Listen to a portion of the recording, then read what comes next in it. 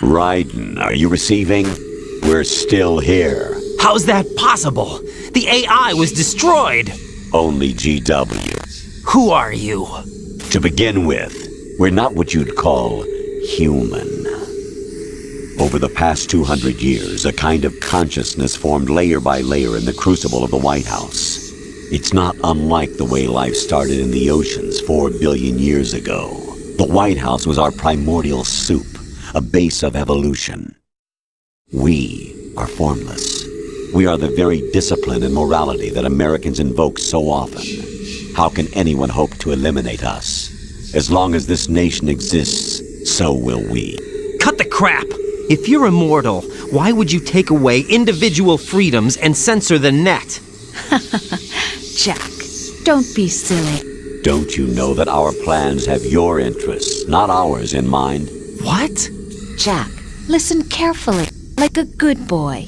The mapping of the human genome was completed early this century. As a result, the evolutionary log of the human race lay open to us. We started with genetic engineering, and in the end, we succeeded in digitizing life itself. But there are things not covered by genetic information. What do you mean? Human memories, ideas, culture, history. Genes don't contain any record of human history. Is it something that should not be passed on? Should that information be left at the mercy of nature? We've always kept records of our lives, through words, pictures, symbols, from tablets to books. But not all the information was inherited by later generations. A small percentage of the whole was selected and processed, then passed on. Not unlike genes, really. That's what history is, Jack. But in the current digitized world, trivial information is accumulating every second, preserved in all its triteness, never fading, always accessible. Rumors about petty issues, misinterpretations, slander. All this junk data, preserved in an unfiltered state, growing at an alarming rate. It will only slow down social progress, reduce the rate of evolution. Raiden, you seem to think that our plan is one of censorship. Are you telling me it's not? You're being silly. What we propose to do is not to control content, but to create context. Create context?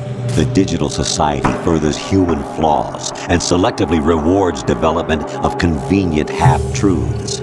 Just look at the strange juxtapositions of morality around you. Billions spent on new weapons in order to humanely murder other humans. Rights of criminals are given more respect than the privacy of their victims. Although there are people suffering in poverty, huge donations are made to protect endangered species.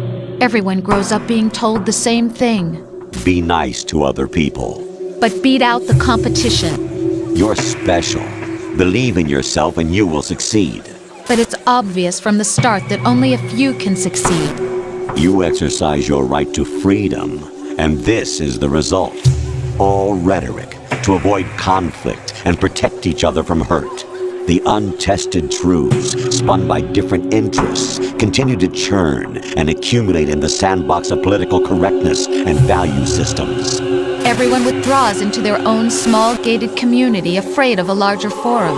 They stay inside their little ponds, leaking whatever truth suits them into the growing cesspool of society at large. The different cardinal truths neither clash nor mesh. No one is invalidated, but nobody is right. Not even natural selection can take place here. The world is being engulfed in truth. And this is the way the world ends, not with a bang, but a whimper.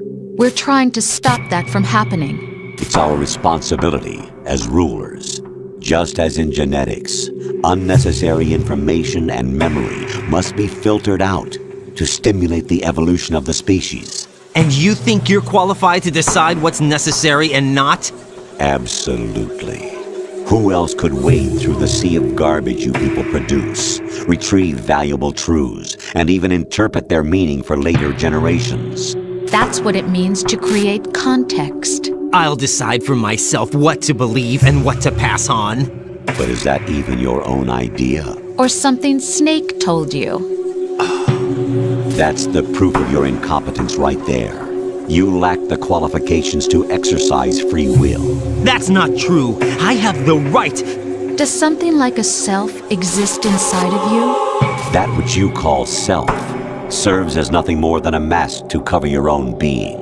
In this era of ready-made truths, self is just something used to preserve those positive emotions that you occasionally feel. Another possibility is that self is a concept you conveniently borrowed under the logic that it would endow you with some sense of strength. That's crap! Is it? Would you prefer that someone else tell you? All right then. Explain it to him. Jack, you're simply the best, and you got there all by yourself. Oh, what happened? Do you feel lost? Why not try a bit of soul searching? Don't think you'll find anything, though. Ironic that although self is something that you yourself fashioned, every time something goes wrong, you turn around and place the blame on something else. It's not my fault. It's not your fault. In denial, you simply resort to looking for another, more convenient truth in order to make yourself feel better. Leaving behind in an instant the so-called truth you once embraced. Should someone like that be able to decide what is truth? Should someone like you even have the right to decide? You've done nothing but abuse your freedom. You don't deserve to be free. We're not the ones smothering the world. You are. The individual is supposed to be weak, but far from powerless. A single person has the potential to ruin the world. And the age of digitized communication has given even more power to the individual. Too much power for an immature species. Building a legacy involves figuring out what is wanted and what needs to be done for that goal. All this you used to struggle with. Now we think for you. We are your guardians, after all. You want to control human thought? Human behavior? Of course. Anything can be quantified nowadays. That's what this exercise was designed to prove. You fell in love with me just as you were meant to, after all. Isn't that right, Jack? Ocelot was not told the whole truth, to say the least. We rule an entire nation. Of what interest would a single soldier, no matter how able, be to us? The S3 plan does not stand for solid snake simulation. What it does stand for is selection for societal sanity. The S3 is a system for controlling human will and consciousness. S3 is not you, a soldier trained in the image of Solid Snake. It is a method, a protocol that created a circumstance that made you what you are. So you see, we're the S3, not you.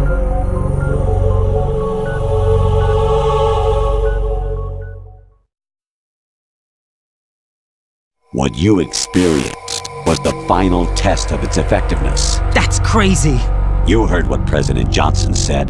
The Arsenal's GW system is the key to their supremacy. The objective of this exercise was to establish such a method. We used Shadow Moses as a paradigm for the exercise. I wonder if you would have preferred a fantasy setting. We chose that backdrop because of its extreme circumstances. It was an optimal test for S3's crisis management capacity. If the model could trigger, control, and solve this, it would be ready for any contingency. And now, we have our proof.